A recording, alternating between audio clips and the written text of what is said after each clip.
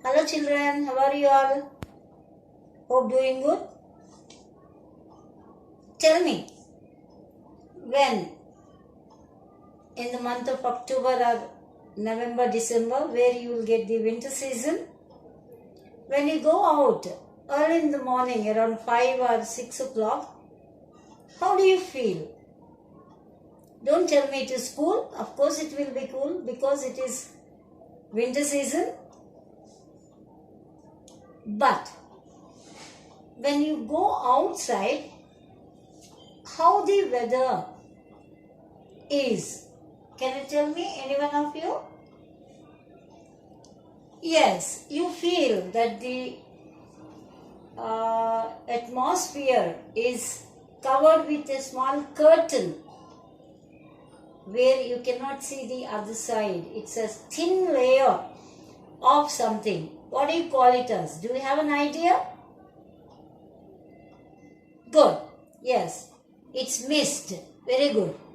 So that is also, we can say, if it is little more thickly formed, you can say it is a fog. Today we are going to learn about the poem Fog, written by Sandburg. Before I start reading the poem, I'll tell you something about the poet.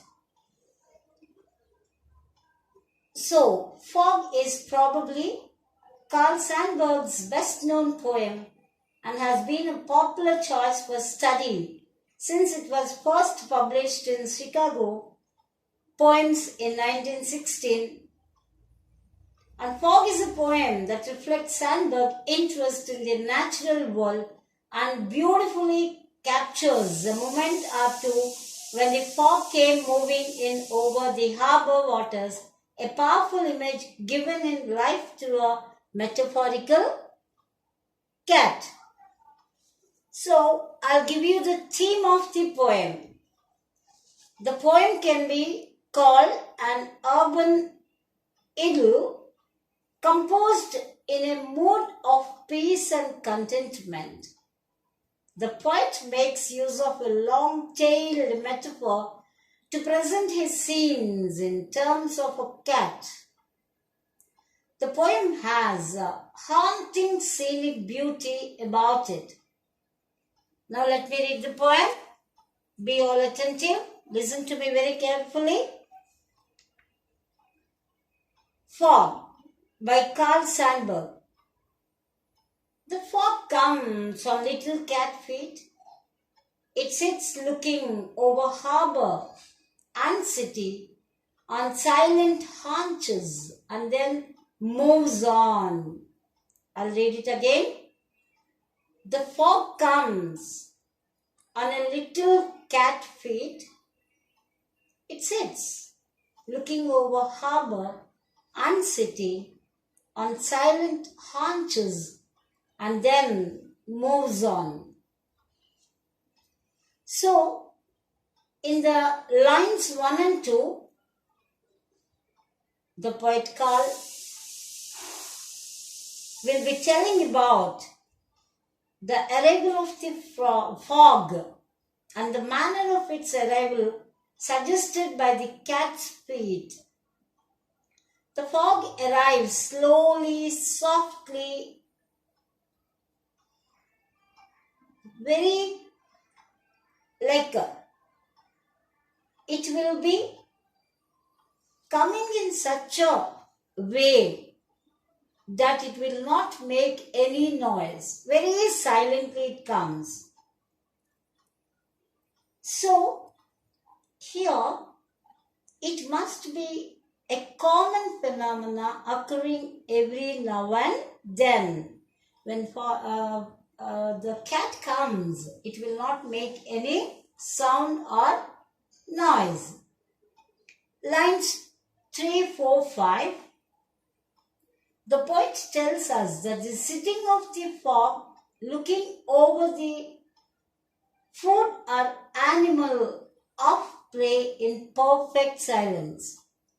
So here the cat sitting over there, and then it is expecting something, that is the food.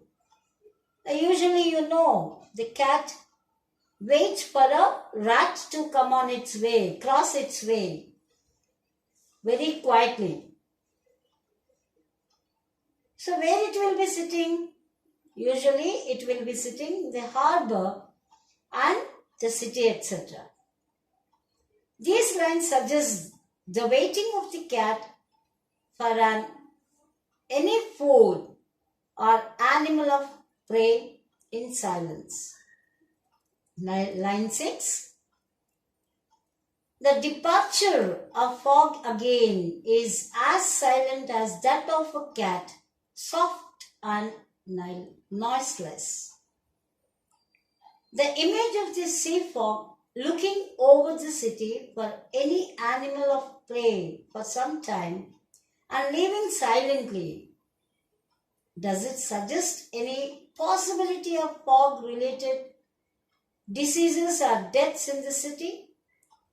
And the fog leaving without causing any such damage, it is left to your imagination. You need to imagine what exactly the meaning is going to convey over here. Here, silent haunches. You heard a new word over here, haunches. It is a transferred epithet, that is the silent cat sitting on its knees. So, haunches means sitting on the, actually we should say that how a cat sits on the wall or any place. You'll be usually seeing the cats moving around in and out of your house, sometimes in expecting some milk or something. It moves very quietly. So now, I'll be giving you the central idea of the poem. Before I go to that, let me tell you what exactly this particular fog is going to tell you about, are the lines I'll be just explaining to you. This fog, can you see? It is only a 6-lined poem, very short poem. And it is split into 2 stanzas. It is a free verse poem having no regular rhyme. The poem is an extended metaphor, the poet seeing the fog as a cat that comes on tiny, silent feet as cats do, when they are stalking, for example. So, let me go to the central idea of the poem.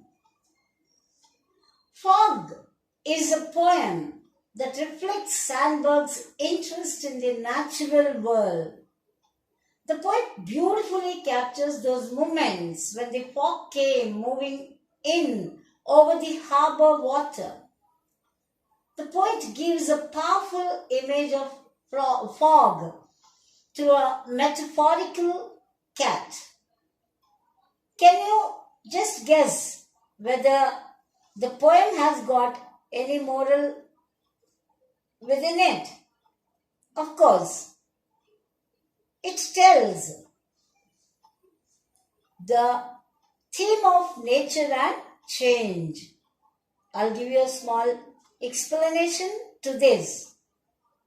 Carl Sandburg's Fog has 2 central themes which mainly describe the attitude of man towards nature and how change is an inevitable part of a natural process. So now, I'll be giving you another central idea where you can just have an idea that how one poem can have different central meanings. Okay, I'll be giving you the other one. Try to understand that. The poet describes fog as a cat in this poem. the fog. Fog stands physicalized here as it literally moves when the cat on which it has fallen moves. This alludes to the poet's appreciation of the nature in its various aspects and forms. To the poet, the coming of the fog is similar to the way a cat comes and the fog sits on it. Likewise, the fog sitting there looks, as the cat looks, over the harbor and the city. Similarly, the fog doesn't stay at one place but moves from one place to the other as the cat moves. Just let me give the explanation for the lines 1 to 6. All lines are very important, my dears. Please listen to me. The fog comes on its little cat feet. It sits looking over harbor and city on silent haunches and then moves on. Very important lines 1 to 6. So here, can you just tell me the meaning of harbor? It is nothing but the port. Haunches means sitting on the back part. Okay, we call them as buttocks. Explanation. The poem describes the falling of fog on a cat. Fog is here described as a living creature because it's sitting on the cat, covering the cat fully, makes it a living creature as both become one, the fog and the cat. As the cat moves, so does the fog. So just imagine that you are sitting and there is a fog just covered you. Just imagine. It's not going to happen, but you can just visualize in your mind. Just you're sitting and the fog covered you. When you move, is it not like a shadow? Is not the fog moving along with you? So in the same manner, here there is no difference between the fog and the cat, according to the poet's explanation.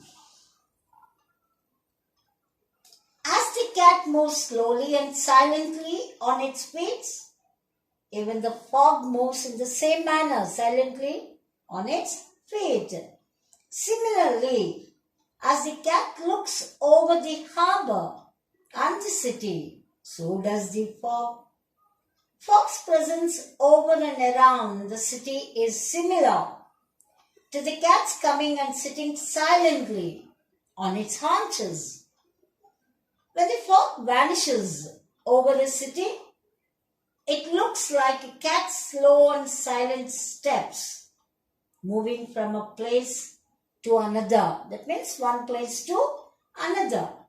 Here, the poet draws a fine picture of the fog's movement like that of a cat. Now, let us go to the poetic devices that you come across in the poem. Metaphor. The poetic device, metaphor, is strongly used in the poem Fog.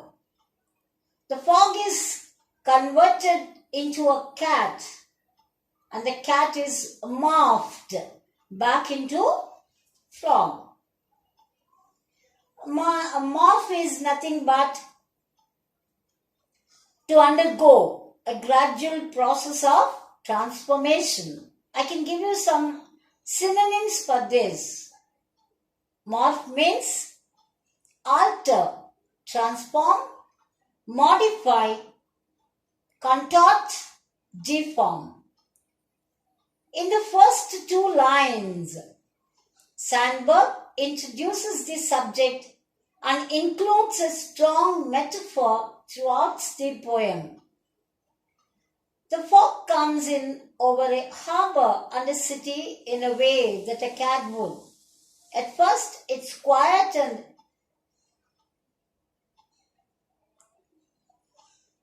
quite move, like a cat. Then it moves on and disappears and pounces on another harbor and city. Morphed, changed smoothly from one image to another by small gradual steps using computer animation techniques.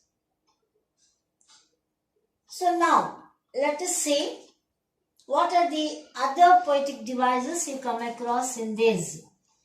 I think it is the poet personifies here the fog. Now, let me just ask you some questions related to this. Be ready and answer me. Here, can you just identify the figure of speech in the poem that is used?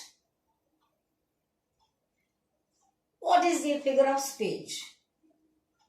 Can any one of you, my dears? Oh, Vaishnavi, you want to tell? Very good. Alliteration. Very good, very good.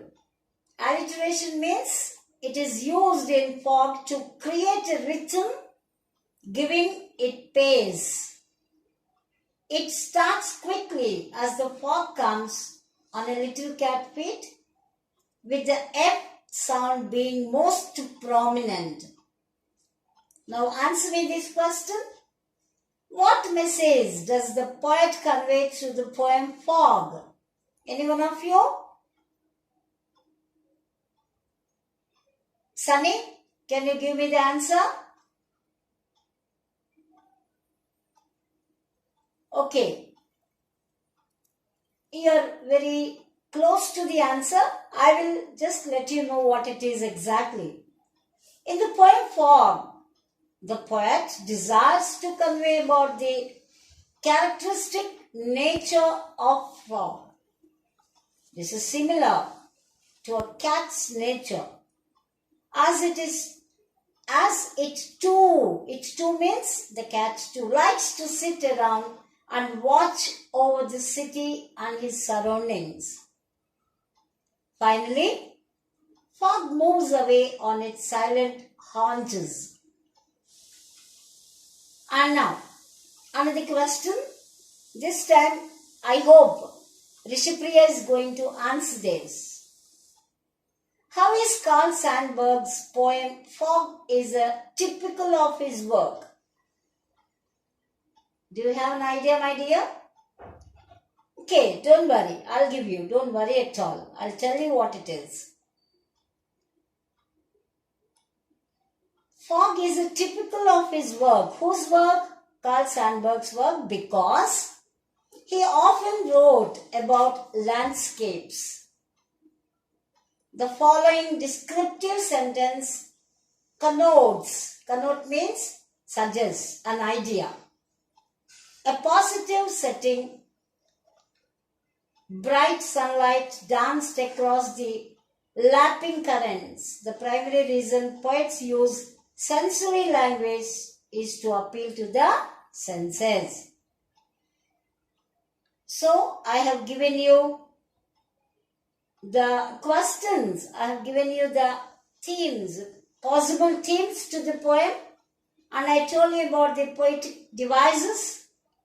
And now, let me just ask you one more question. Please try to give me the answer. Try. What type of a poem is Fog? Can you? Yeah, very good. It is a short poem. How many lines you are finding in this poem? It is just 6 lines long. But can you see there is a slight gap, space between 2 lines? That is, it is split into two stanzas. So I hope you all understood the poem, and now try to just answer these questions that are there in the text. So simple questions I'll ask. On what has the fog fallen? Yes, very good. The fog has fallen on a cat. What is fog compared to? The fog is compared to the feet of a cat. Silent, quiet, moving very softly without making any kind of noise. Very good. So now, this is all for the poem, and I told you it is a free verse. It doesn't possess any kind of rhyming scheme. Okay. So this is all for today, my dears. Read the poem at home. Try to understand. If you have any problem, you can ask me tomorrow. Thank you.